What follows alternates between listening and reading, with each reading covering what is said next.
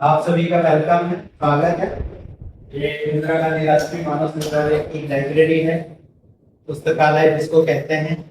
और लाइब्रेरी जो है वो यूनिवर्स ऑफ नॉलेज होता है, ज्ञान का भंडार होता है। तो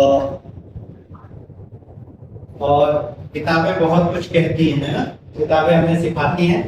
और किताबों के बिना तो ना स्टूडेंट की जिंदगी है, ना किसी पढ़ने वाले के बगैर। तो हमने जो है यहाँ पर हमारी जो लाइब्रेरी है मानव संग्रहालय की स्थापना के साथ ही लाइब्रेरी यहाँ पर बनाई गई। और इस लाइब्रेरी का मुख्य उद्देश्य था कि मानव संग्रहालय जो रिसर्च एंड डेवलपमेंट का कार्य कर रहा है, उसके जो अधिकारी कर्मचारी इस कार्य में लगे हुए हैं, एंथ्रोपोलॉजिकल सर्वे करते हैं और जो वर्क करते हैं, उसमें लाइब्रेरी इनको असिस्टेंट का काम करती है ना, सहयोगी संस्था है। क्योंकि इसके बगैर जहाँ भी हम कोई डॉक्यूमेंटेशन का काम करेंगे, सबसे पहले हम कुछ पढ़ते हैं, है ना, रेफरेंस लेते हैं, जानकारी लेते हैं। तो ये लाइब्रेरी है मानव संग्रहालय की।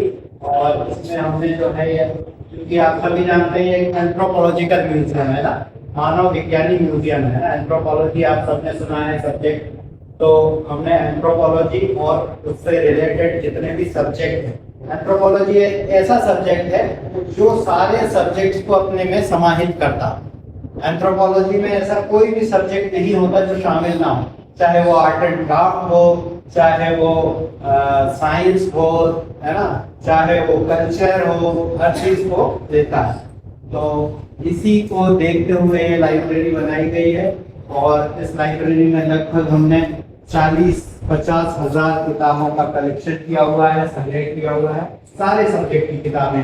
इवन जब आप देखेंगे तो आपको मालूम होगा कि आपका जो सब्जेक्ट है थिएटर, नाटक, उससे रिलेटेड भी हमारे पास बहुत अच्छा कलेक्शन है। और रविंद्र गुप्ता जी ने कल, चूंकि लाइब्रेरी में जाते हैं तो हम उनके स्टैक में जाते हैं ना, और उसमें किताब खोजते हैं, है ना, जाते। तो आपकी सहायता के लिए, आपकी आसानी के लिए जो है रविंद्र भाई ने पूरी जितनी ड्रामा और थिएटर से रिलेटेड किताबें थी उनकी बाकायदा एग्जीबिशन लगा दी है। तो वो आपको देखने को मिलेगी और काफी कुछ आपको उसमें नॉलेज मिलेगा, है ना। तो बाकी लाइब्रेरी आप सभी जानते हैं, एक लाइब्रेरी ऐसा स्थान होता है कि जहाँ हम पढ़ते हैं और जहाँ का माहौल बड़ा ही शांत होता है, साइलेंस वाला होता है। क्योंकि हम खुद भी अपना ख्याल रखते हैं और जो दूसरे पढ़ रहे होते हैं उनका भी हमें ख्याल रखना होता है। तो उसी को देखते हुए, उस पीस और साइलेंस को मेंटेन करते हुए हम इस लाइब्रेरी का भ्रमण कराएंगे, बताएंगे। और लाइब्रेरी एक्चुअली में 2-3-4 जो लाइब्रेरी के वर्क होते हैं वो ये होते हैं कि एक तो लाइब्रेरियंस और जो स्टाफ होता है उसका काम होता है इंफॉर्मेशन जो आती है उसको प्रोसेस करना, है ना, और उस इंफॉर्मेशन को उस कंसर्न उस यूजर तक जो नीडी है उस इंफॉर्मेशन का, उस तक पहुंचाना, है ना। तो यही वर्क लाइब्रेरियन करता है अपनी डिफरेंट सर्विसेज के माध्यम से, चाहे वो बिब्लियोग्राफिकल सर्विसेज हो, एब्स्ट्रैक्टिंग हो, इंडेक्सिंग हो, है ना, इशू रीडर तो होती है, आपको जानते हैं जब आपको किताब पढ़ना होती है तो यही काम लाइब्रेरियन करता है डिफरेंट सर्विसेज के माध्यम से। लाइब्रेरी में डिफरेंट सेक्शन होते हैं। लाइब्रेरी में किताबें भी कई तरह की होती हैं। तो जनरल टेक्स्ट बुक होती है, आप सभी जानते हैं, है ना। इसके अलावा रेफरेंस बुक होती है लाइब्रेरी में, रेफरेंस कलेक्शन होता है। रेफरेंस बुक कौन सी होती है आपको पता है, आइडिया है?